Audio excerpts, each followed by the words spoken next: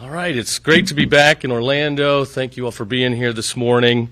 I'm proud to be joined this morning by Congresswoman Lee, statewide prosecutor Brad McVeigh, Chief Matthew Williams from the Florida Highway Patrol, Apopka Mayor Brian Nelson, Apopka Police Chief Michael McKinley, and Apopka Deputy Police Chief Lavetta Quinn Henry. This morning we're here to talk about soft on crime policies. I think now, looking across the country, seeing many of these recent tragedies, it's apparent soft on crime policies do not work. In most all of Florida, we have record crime lows that continue to go down.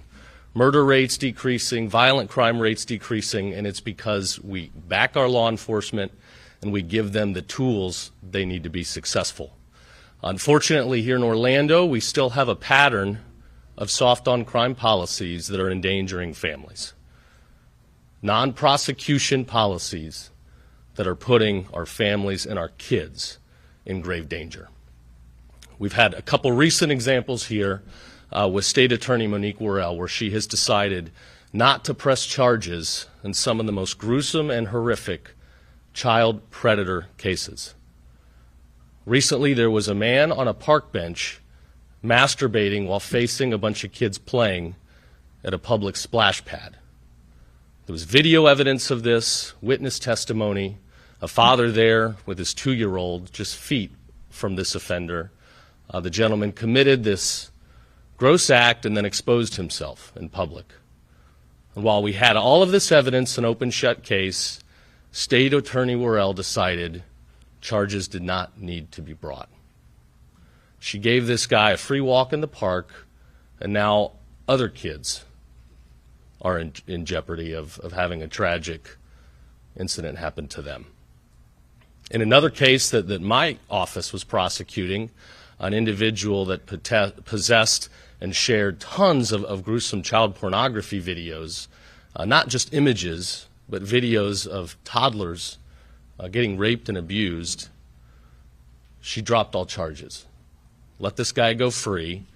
He made it almost out of the country up at the Canadian border. Thankfully, our office got him again, and we are prosecuting again, and we'll make sure that he spends the rest of his life behind bars. Because when it comes to these dangerous child predators, there's only one thing to do: prosecute to the fullest, ensure the longest sentences, where legally appropriate, seek the death penalty. But at the end of the day, we have to protect our kids. So I'm glad to be joined this morning by Congresswoman Lee. She is a former prosecutor herself. She's a mom. She's tough on crime. When she was Secretary of State in the DeSantis administration, working with Brad here, we kind of got the gang back together. They launched the Election Crimes and Integrity Unit that's prosecuted dozens of people across the state that have engaged in voter fraud. We now have the most secure elections in the country. We're the blueprint that every other state wants to follow, and it's because we enforce the law. It's not rocket science. Enforcing the law is not a partisan agenda. It's not Democrat. It's not Republican. It's black and white. Enforce the law, put dangerous people away off the streets, crime lows go down, and our kids are safe. So I'll let her come up first and share a few things. Thank you for being here, Congresswoman.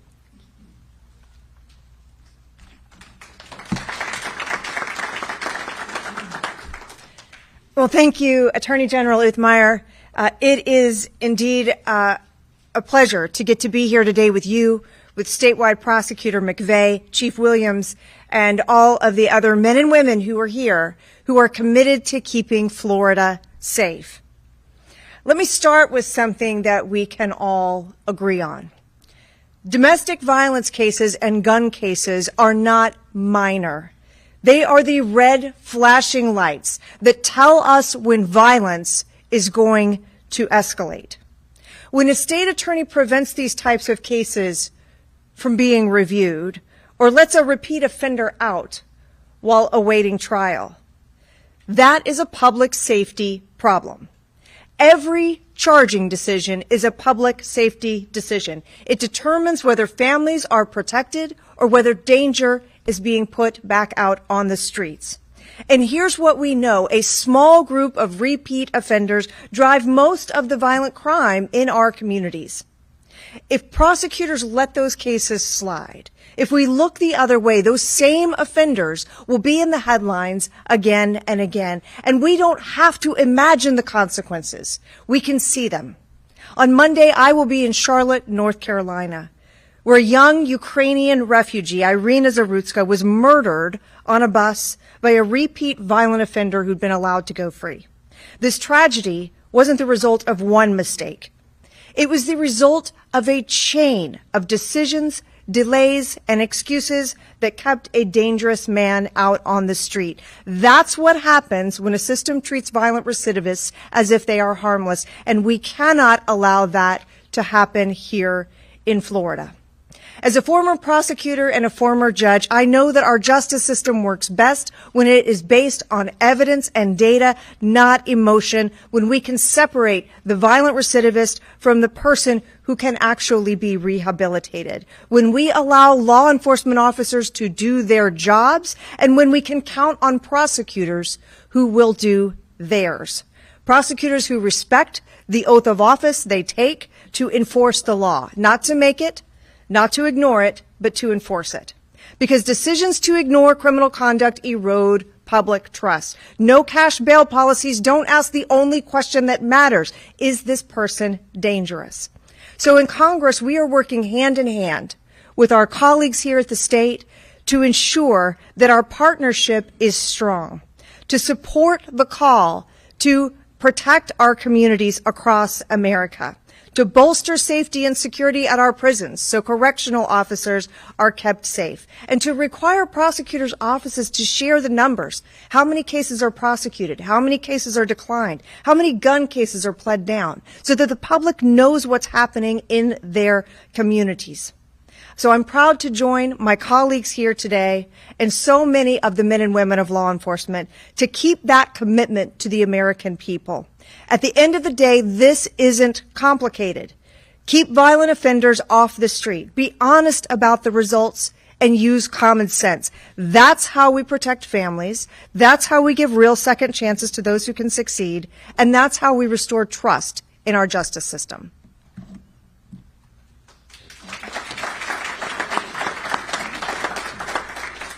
So let me be clear, we're not going to stand by and allow the state attorney to fail to do her job. This is systematic abuse. It is gross negligence. She took an oath. She's not delivering on that oath, and we're going to step up and do what we can to hold her accountable and to protect our citizens. So we're calling on her, this creep at the splash pad. We better have charges brought again. If not, we'll be working with the governor's office to reassign this case to another circuit where we will ensure that justice is served. This just cannot happen. There's a job to do. You take an oath to the people. You've got to do that job. Next, we'll hear from statewide prosecutor Brad McVeigh.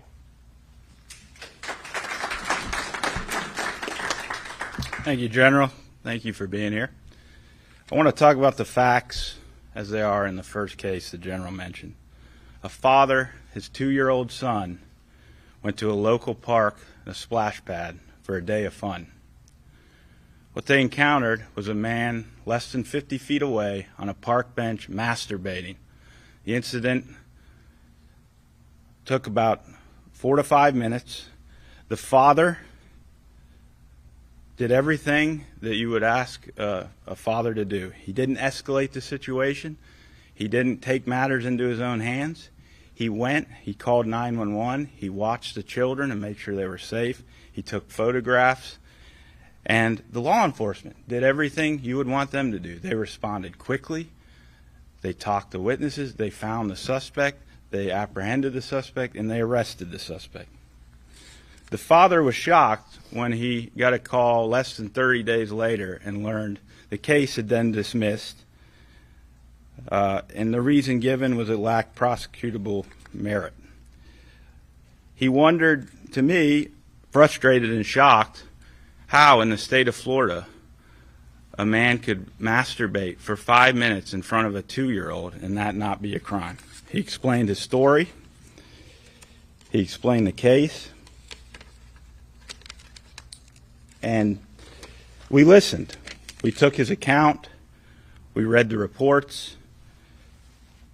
And the father believes this is a case that should be prosecuted. And at the Office of Statewide Prosecution, we do too. This is a case worthy of prosecution. It's worth the fight for the children, for law enforcement, for the dad, for the community, and for the state of Florida. And I let the father know, we at the Office of Statewide Prosecutor, the Attorney General, we will do everything in our power to fight for children, for parents, for law enforcement, and for the community. We're calling on Ms. Worrell to reconsider her decision and do what's right. Thank you.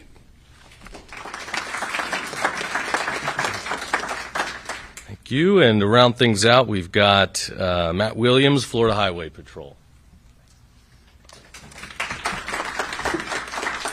Good morning. I'm Chief Matthew Williams, and I currently serve as the Southern Region Commander for Patrol Operations for the Florida Highway Patrol. And I just want to briefly speak about the vital role that prosecutors play in Florida's judicial system.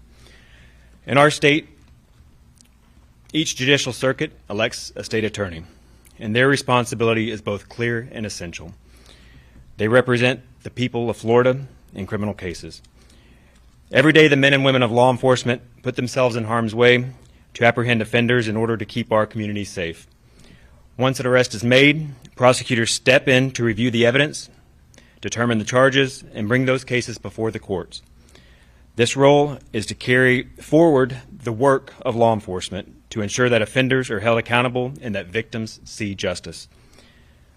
Under the leadership of Governor Ron DeSantis, the mission of law enforcement is clear: to protect Floridians, uphold the law, and to ensure accountability. But this mission cannot be fulfilled by law enforcement alone. Our work must be matched with equal resolve from our prosecutorial partners who carry forward these cases we bring to them. This is not about convictions, it's about fairness, it's about accountability, and it's about protecting the public.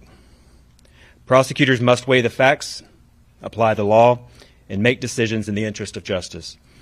And just as importantly, they must work hand in hand with law enforcement from a partnership to ensure crimes are fully investigated, cases are properly presented, and that justice is ultimately served.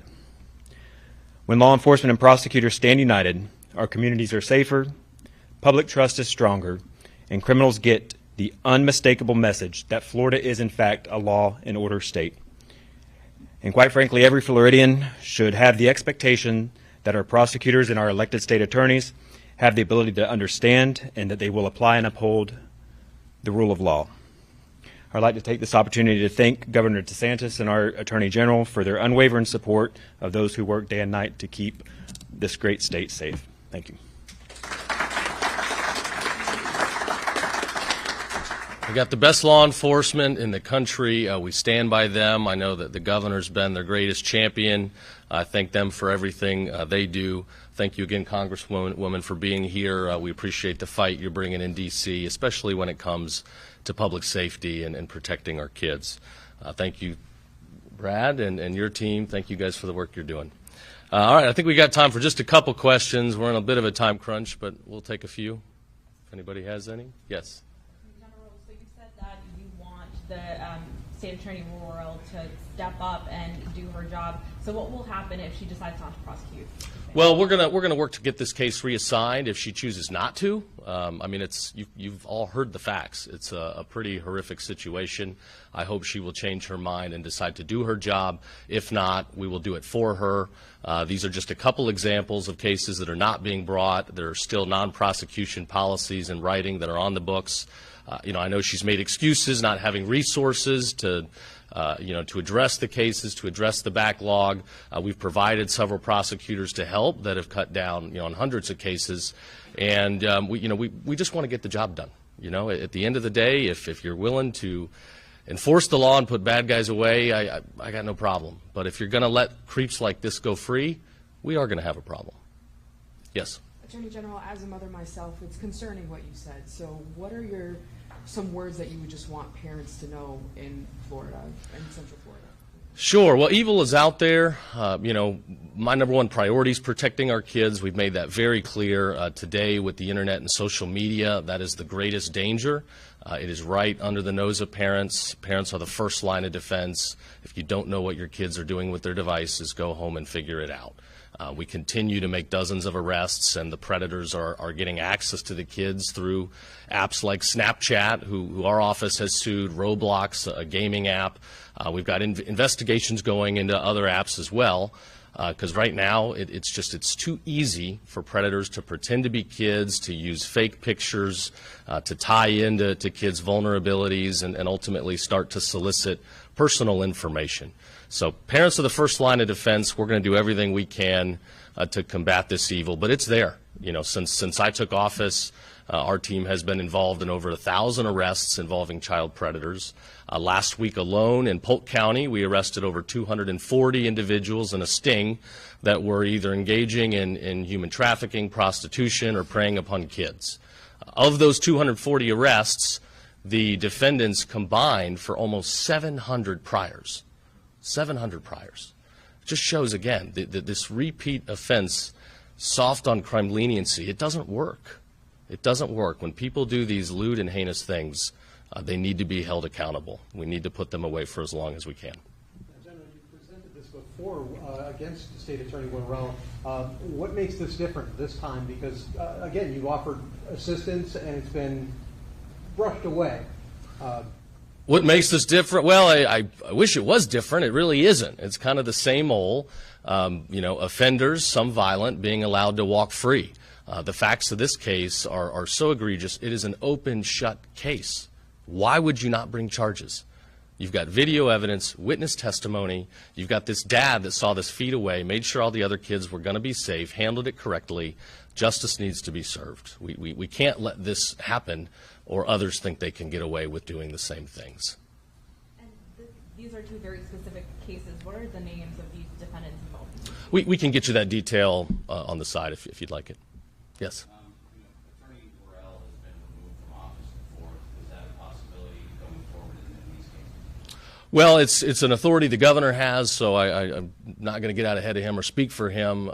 She was reelected by the people, but we continue to see a failure of oath, a failure of duty. So, we're going to look at this. We're going to look at ways in the short run to get cases not being prosecuted out of this jurisdiction where we can ensure they are. But as far as other things, we'll have to monitor and see what happens. All right. Thanks, everybody.